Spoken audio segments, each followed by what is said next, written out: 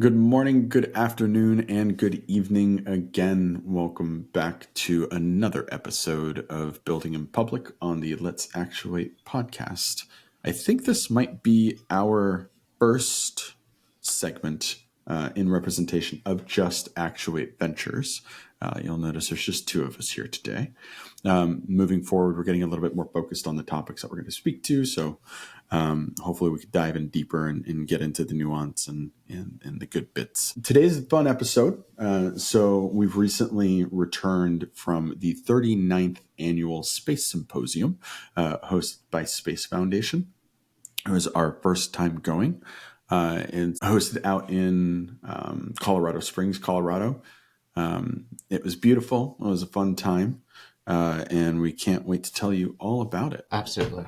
Man, it was absolutely a trip. First and foremost, if anyone is going out to Colorado Springs for the 40th, and I bet the 40th is going to be spectacular. Flying to Denver, get a car, drive down to Colorado Springs. The trip. Yeah, definitely worth the drive. You mean worth the savings? Because also worth the savings. Worth the savings. The cost to fly down into Colorado Springs, COS, was almost double what it cost to go into just Denver, which is more than the difference and the time. So it even took longer for the layover than just to get into a car and drive down into Colorado Springs. And if you do go next year, and I'm glad this podcast isn't too popular yet, and I don't feel bad saying this, rent an Airbnb.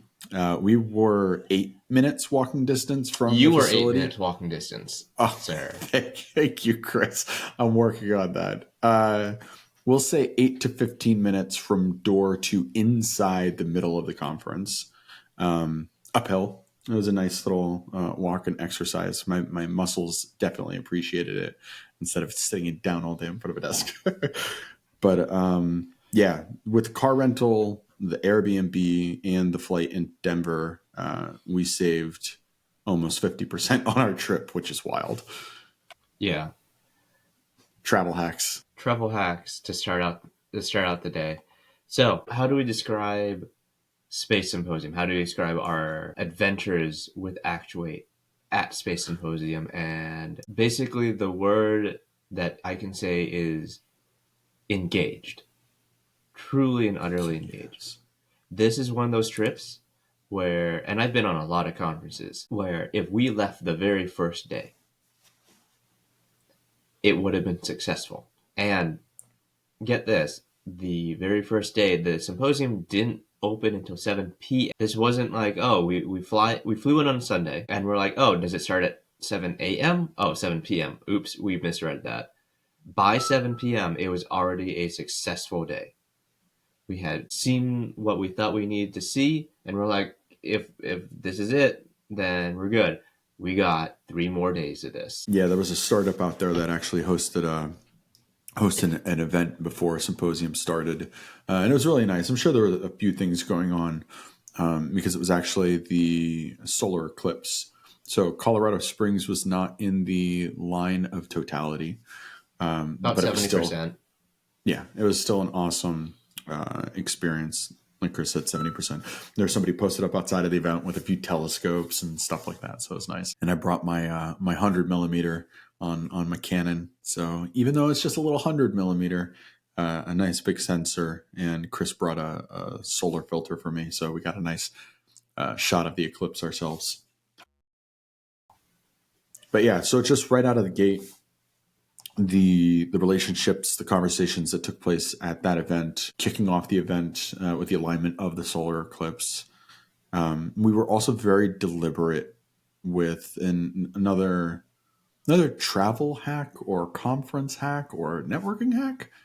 I don't like the word hack now, but a tip. Be very intentional with your intended outcomes. Be deliberate with what you want to get out of the conferences and events that you go to. While I was a little bit more loose with my specificity, Chris actually guided the conversation when we first started, before we went anywhere or talked to anyone. about what we wanted to achieve, and that helped us make that first day. Really, if we, like he said, if we had to go home, we would have gotten all of the value out of the trip that we perceived.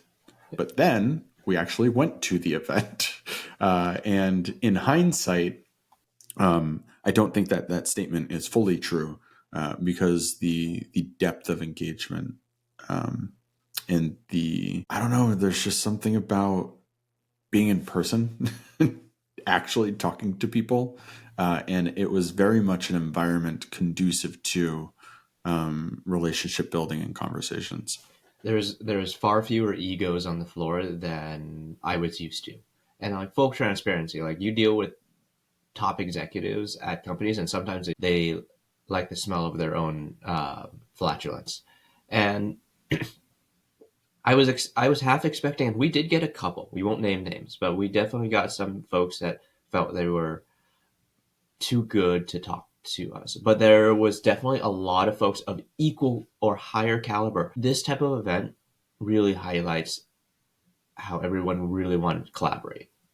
And we wanted to take it in stride in terms of we get on the floor, we don't know what we don't know, and we wanted to let the spirit of the conference guide us a little bit more. So we'll get to that. But we also played it by ear and went, what do the people want? What do they need? Especially after the first day. And then we found out that we will be likely trying to take over an incubator out in Colorado. And that really is, now we're on a mission to do some user research, get names. And people responded in kind. Top executives at large organizations were like, yeah, talk to us. Oh, we love what, okay, you guys got to go talk to these other folks. And it was just a hop, skip, back and forth across the conference, the expo hall, all of day 2, where we were just gathering names, insights, and whatnot. And Andrew, regale for the people so we have our own record. What was our general pitch? Hey, we're Actuate Ventures. It evolved over the course of the week. Do we want what it evolved into? What evolved into? Like, what were we asking? Yeah, so we had so many conversations, that our pitch went from a little bit more detail into a distillation and kind of a choose your own adventure style selection. And it was very much, we're with Actuate Ventures, which is a venture studio that has a traditional VC arm that invests in deep tech and aerospace. We are also creating programming with accelerators and incubators. And we also have a formal partnership with Space Foundation. So what we're trying to do is create an ecosystem of collaboration. And I forgot what the rest was because you get it to flow. I think that was pretty much it, though. It was pretty much it. It got down to like 3 bullet points of 2 words. Yeah, and then we followed up by asking who here would be best to talk to you about strategic partnerships strategic partnerships, corporate partnerships, sponsorships. Yeah, that was our question when we walked to the front desk at that point. It's like, hey, who's the best person to talk to about strategic partnerships and corporate sponsorships? Which is a tongue twister, by the way. Say that 20 times. It'll trip you up. And let me tell you, you can bring as much energy as you want. By the end of it, we're going, okay, can we get at one point I think Andrew just did completely skipped most of the pitch and did a 5-second version. And it felt like 5 words. Venture studios, accelerators, incubators, partnership with Space Foundation. Who should we talk to? Or corporate sponsorships and strategic partnerships. Yeah. That seemed to work. It did. It got straight to the point. And to kind of speak to what Chris was alluding to earlier too, when we were talking to people, we did meet some individuals who it was harder to get a time of day to. When you think about it in context, though, everybody's got a great idea. We're new kids on the block. I am golden retriever energy. So I come up wagging my tail all excited, saying like, hey, who can we talk to about? Not like that, but kind of with that energy and that vibrancy. And just sometimes really you I was like, oh, he needs to stop waggling. If I was not aware. I was like, this man has too many espressos and too much chai tea in him. so many espressos and chai teas. It was very good, actually. But there were a couple that it was more closed doors, a little bit more closed off, healthy level of skepticism. But more often than not, um, there seems to be this underlying tone of a real desire and the validation that we had of our read of the industry, a need in supporting that emerging space, the emerging innovative space within aerospace and deep tech, at least within aerospace, right? This aerospace conference. So when we mentioned what we were doing, and we said we wanted to bring as many people to the table as we could to collaborate and build the future together, eyes lit up. There was a lot of buy-in, especially around the incubator. Chris mentioned that we might be assuming one, but really we're going to be creating one around an environment that has some traction, but it's not quite an incubator. But it's really nice to see, even with focusing around that topic of conversation, obviously at that scale, there was an opportunity. A major player in the accelerator space recently pulled out of the state of Colorado, and you have kind of this emerging traction of multiple space companies coming together in one physical location. So we followed up a second conversation and basically got the green light to hit the ground running and coordinate and facilitate conversation amongst multiple people. So those are the institutions. There's 2 universities that we spoke to out there that are already tied into the ecosystem and want to contribute to creating and fostering this kind of platform at a statewide level, let alone the industry, which is going to be very fruitful for, but for the state. There's the state itself and the 2 surrounding cities that are interested in coming together to help support it. And there's actual initiatives in place to support it. We're talking to different arms of the government and understanding how they play in the ecosystem, what's the actual dynamic of engaging with them, and how might we consider them in an ecosystem or with a platform like this incubator.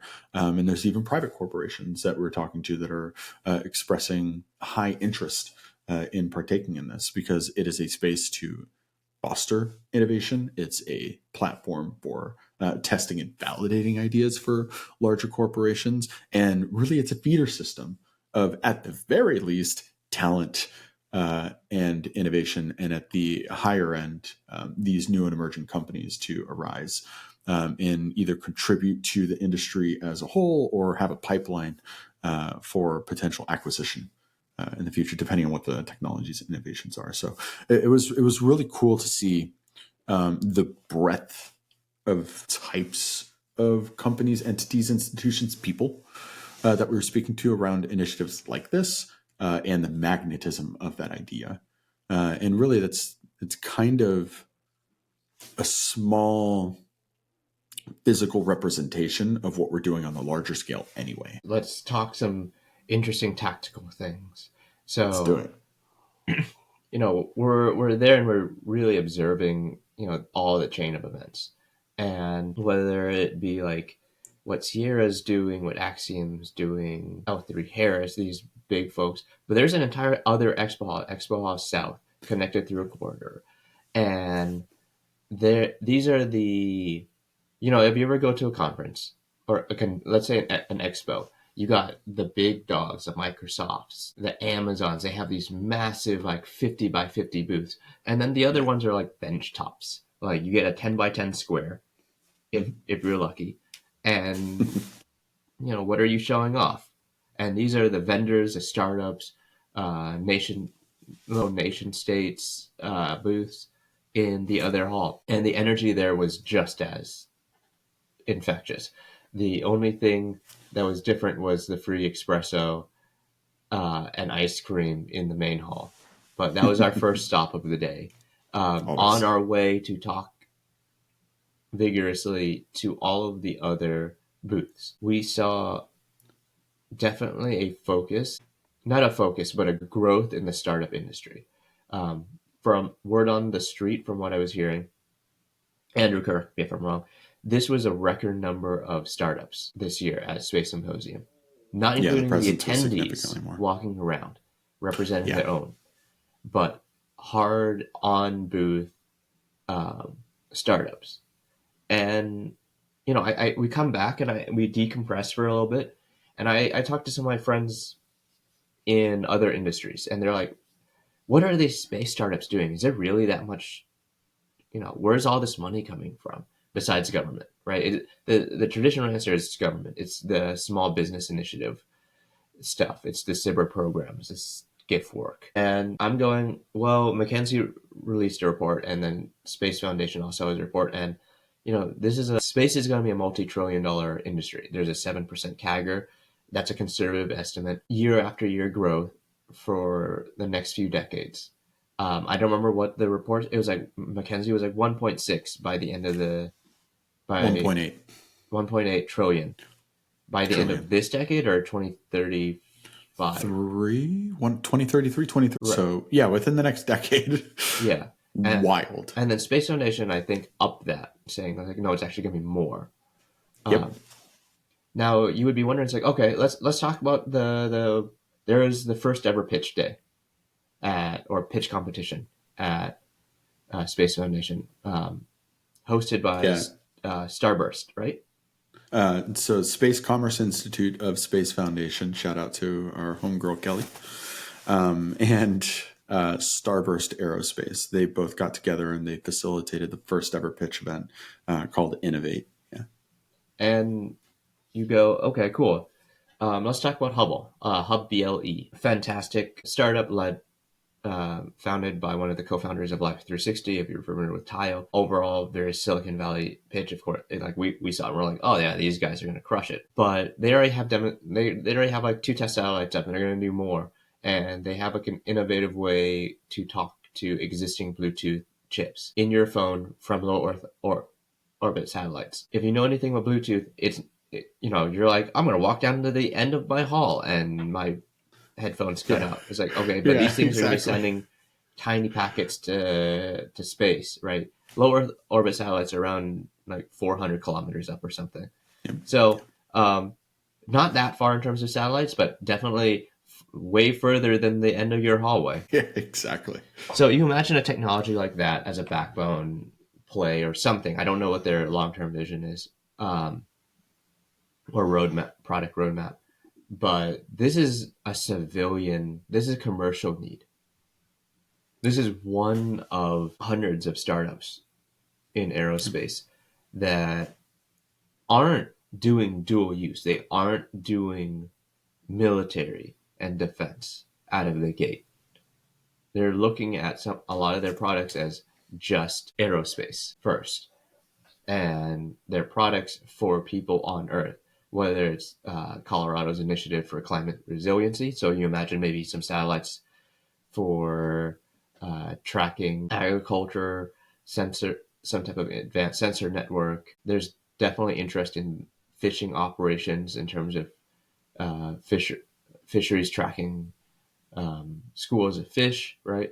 None of that is military anymore. That's all private. That's all like the cost barrier to entry and going like, okay, now we have a new tool in our belt and it might be worth investing and actually building out towards.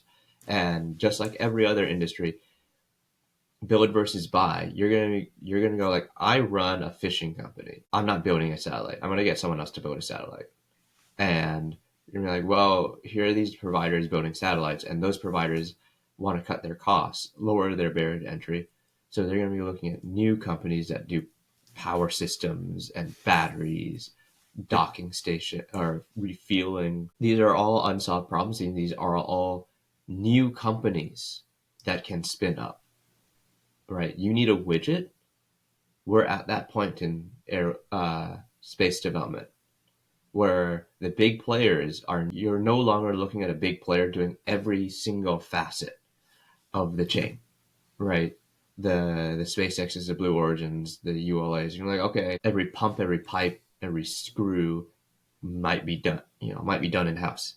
Now it's like, how do I buy jelly bean parts and assemble them into my own satellite? Yep. Very much like what the world of PCs evolved into. To share a little bit of, while you were speaking about the potential use cases of initiatives like what Hubble's doing, just if for those of you who might be new to the implications of what this might be, they have a wonderful list of IoT use cases previously impractical at a global scale that I'm going to read off to you. Container and pallet tracking, wildfire detection, energy grid monitoring, pet, child, and elderly safety, heavy equipment and tool tracking for construction sites, fleet management and logistics, predictive maintenance, smart buildings, agriculture technology, environmental monitoring. So we touched on a few of those, but just to share the breadth of implied potential impact that just one of these innovations has. We will see a spread across all industries and markets as this economy evolves to become more affordable, as these innovations are able to be deployed and spun up at the same pace and caliber as a Silicon Valley company. And some of these are Silicon Valley companies. Just to be clear, that's not all happening on the Seattle Space Coast or the Orlando Space Coast or the Texas, not Space Coast? Space Hub. Houston. Space Hub. Thank you. There's a lot happening, though. There's a not lot just happening. across the U.S., but across the world as well. And so Chris was speaking that there's a lot of sovereign nations that were there. I think they had the highest presence of concentrated startups, right? Yeah, absolutely. I mean, they were sponsoring their startups to come there, and they made sure that they were concentrated. We saw Canada, we saw Italy. The Italian Trade Agency, JAXA. JAXA has been a long time partner of the U.S. And they had the largest, just to be clear, the startups individually had their small booths, but the sovereign states actually had some of the largest booth sections within the other expo hall. Yeah, within the other expo hall. Yeah, but they broke it up into basically. Imagine like JAXA rented this much space, and then they had like 8 companies. In there. Although I think JAXA's space that they had was probably almost as large as the largest vendor space on the other side. It was just more of like a rectangle allocation. Yeah. And they broke it up and segmented it versus like the big square with the big very empty square large, with an amphitheater. Yeah. And the virtual displays and the rocket parts and stuff, which is awesome to see. But it's cool to see the shift, right? Like, and it's very telling for what's happening right now in our industry. Yeah, there's so much going on, and we're not going to be here like saying we're going to get a piece of that pie. We can talk about consulting or our venture stuff, but what we're really doing is that facilitation. And part of that is like when we were talking to on day one to the incubator and looking into the logistics of taking it over. Now you got to ask yourself, what is an incubator? Because you ask a bunch of people an incubator and accelerator, they're going to give you very different answers. And it's not to say 5 people, you get 5 different answers. Yeah, and then you have to ask yourself, what is the point of this particular setup, right? Exactly. Because when you look at other incubator type facilities or accelerators, the Techstars, the Y Combinators of the world, they're not going to have the kind of focus that might necessarily be really conducive to success in a niche industry. So, we're out on the hall and we're asking, if you were an incubator, what are you expecting out of it? We were talking to companies that were already in that space and making sure that they were taken care of if we were taken over, that they're going to be sidelined in terms of their own development. We were talking to corporations, like, what are you expecting? The type of partnerships, the type of engagement. Is it a pay to play? Are you sponsoring your own companies? We want to make sure that all of the requirements are put on the table before we make hard decisions. One of the most consistent things were companies that possibly want to use the space want synergy. Yes. They want to make sure that, first of all, there's shared resources. If there's like an ISO 7 clean room, that it wasn't just someone else's that was set up, or the vacuum test chamber. How do they collectively coordinate? How do they share licenses for software? Can we facilitate better deals on that? So what is, the incubators coming in need to know that they're being taken care of and it's cost effective for them. Yeah. The corporations that might come in want to know that there's a pipeline afterwards when companies graduate and mature, that they continue using their services. That's just the skinny of that, right? And then the companies themselves that might exist in there want to know that they can have mind share of the other companies. So if one company says, hey, we need some help with some electrical engineering, can I borrow one of your folks for a bit? Which we do know that we did get into the conversation around IP and what that relationship actually looks like. So that's like a conversation that we're exploring to figure out what more intimate shared resources might look like. Yeah. Because it has been a very expressed interest. We had the assumption that it would be beneficial in the industry, like sharing engineering talent, like physical engineering talent. No idea what that looks like yet, but we are co-creating what that might look like. Yeah. But on the higher level, if you have a sensor company and a satellite company and a power tech company or battery tech company, all in the same space, there's opportunity for synergy there and collaboration that's mutually beneficial to all the companies there. So we had the assumption with just what we're doing on a high level, right, in Actuate Ventures, that's the kind of ecosystem that we want to create within our own portfolio and within everything that we're building. So to hear that there's a physical space that we might be able to assume and have the assumptions that we had, grounded and data informed assumptions. But our hypothesis was this is something that is desired and is beneficial to the industry. And we're having people, different companies, very much affirm that as truth. The only other considerations, not only, but the other considerations that we'll be taking are, what do the corporates want to see? Chris alluded to that as well. One of the corporates that we're talking to right now have a software suite that's really beneficial to the industry, and they're willing to shave off, what was it, a 93%, like provided a 93% discount, Or something like that, right? It's like just crazy low, right? Because they see the value in spaces like this, but also, how is it beneficial to the surrounding universities? How is it beneficial to the city and to the state? How do you build a space and a foundation to not only foster innovations and these companies to spin up and the innovations to talk to the private sector and the government sector and the governments to talk to the private and the corporate sectors, but how do you actually create a platform to grow and scale workforces in physical cities and states and support economic infrastructure at a state level? And then what we're thinking of is, what is the model that becomes where the network expands to support the economic infrastructure at the national level, at the international global levels. So this is kind of the trajectory that we're taking in the conversations that are starting to take place.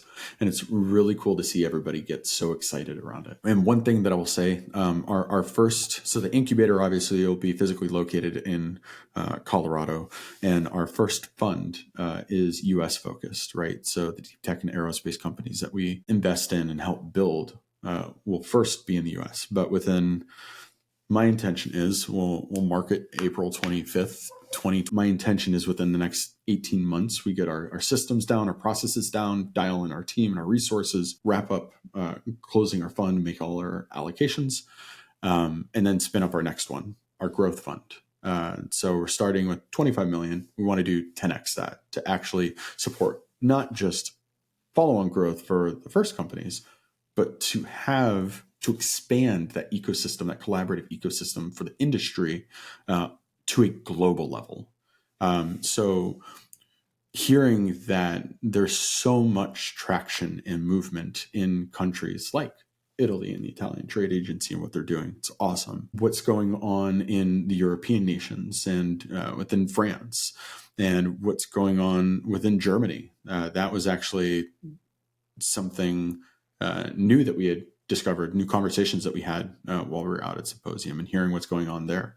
The rumblings of what's happening in the Australian ecosystem around supporting space with infrastructure.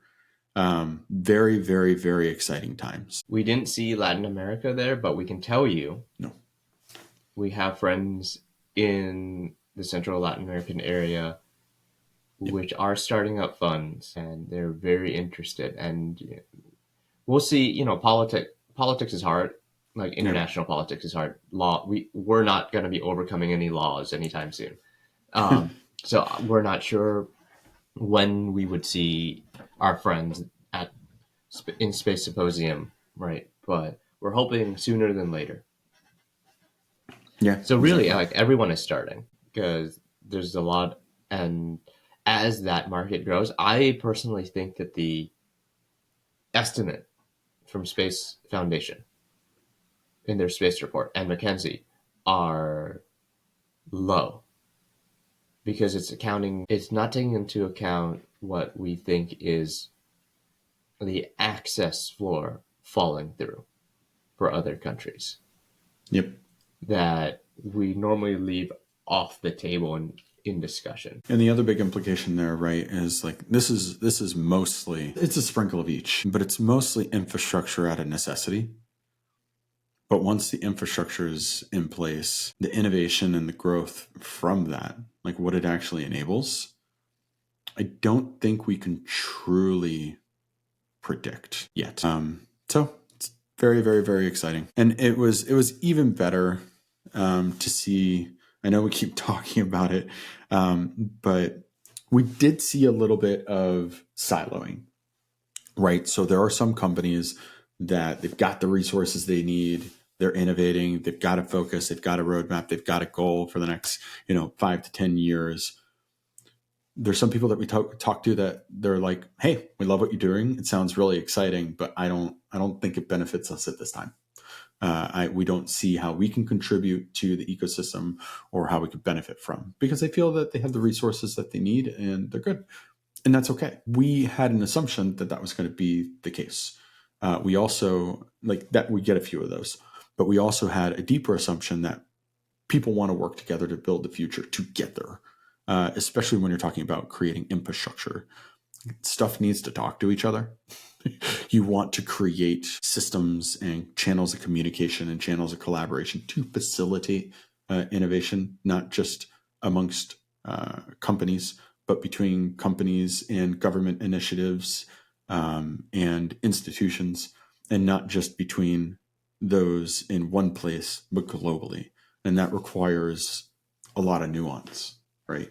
But seeing so many people come together around that idea is just like itching us, and it's bubbling up. And it's all about relationships, right? It all starts with like knowing who does what and how, and having the awareness and presence in those conversations. Because people like to work with people that they know and like. It is an age-old tale of sales. It is true no matter where you go. So yeah, this was just our first pass at scale, starting to create those relationships, and to talk about Symposium one more time. Outside of the expo, a lot of the companies had private events, and those private events fostered natural conversation, where people could just hang out and talk about cool stuff that was going on in the industry. I mean, we spoke to people that were at research firms, and we met a couple people from TechCrunch, phenomenal individuals. Would have never imagined meeting people from there. And we got to talk about stuff that wasn't like the nuance of the space industry in the way that we're used to it. But just innovation in general is really cool. We're still coming off the high, and we're continuing to hit the ground sprinting. There's so much more to do. Yes. The day is packed. The day is long.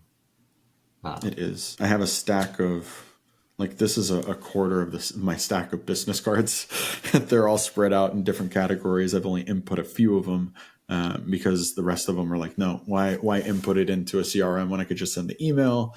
So we've had 2 full weeks of meetings, and I foresee like another 3, just back to backs. Well, we're looking forward to 2025.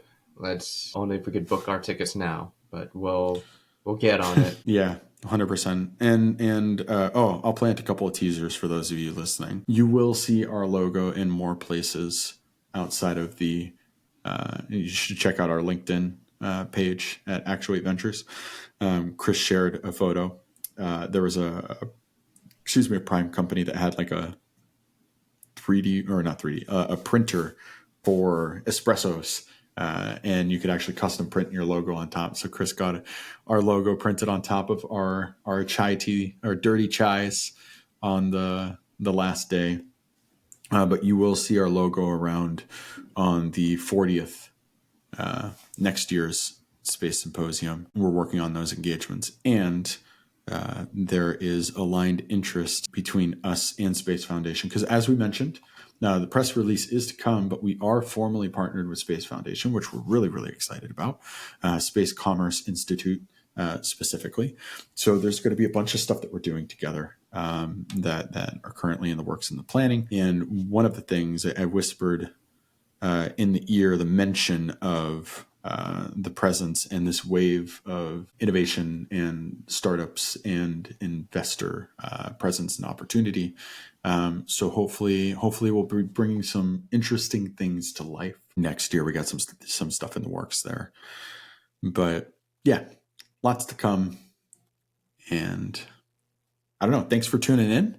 Is that about it, Chris? Are we forgetting anything?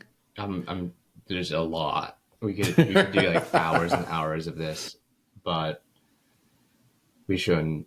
We'll save it for next time. We can do mini reels or something. Yeah, that sounds good. All right, everyone. Thanks for tuning in. Hopefully you enjoyed the session. As always, and you know what? Please feel free to reach out. We will get any emails that you send in to podcast@actuateventures.co. There's no M, and that's ACTUATE ventures.co. If you want to reach out, any questions, any ideas, if you're interested in coming on the show and talking about the industry or what you're specifically doing, we're actively lining up some interviews, some industry interviews. So we're going to be bringing those back on specific to deep tech and aerospace. So we've got some interesting conversations lined up that are in the pipeline. And then obviously feel free to reach out to us on the socials. We're most active on LinkedIn, but I think we're on all the channels. And then obviously if you are listening to this on YouTube, give it a like, give it a comment, share it with a friend. Same thing with Spotify. Downloads help us spread the good word of what we're doing and what's happening in the industry. So thank you. Fantastic. Peace. Peace out.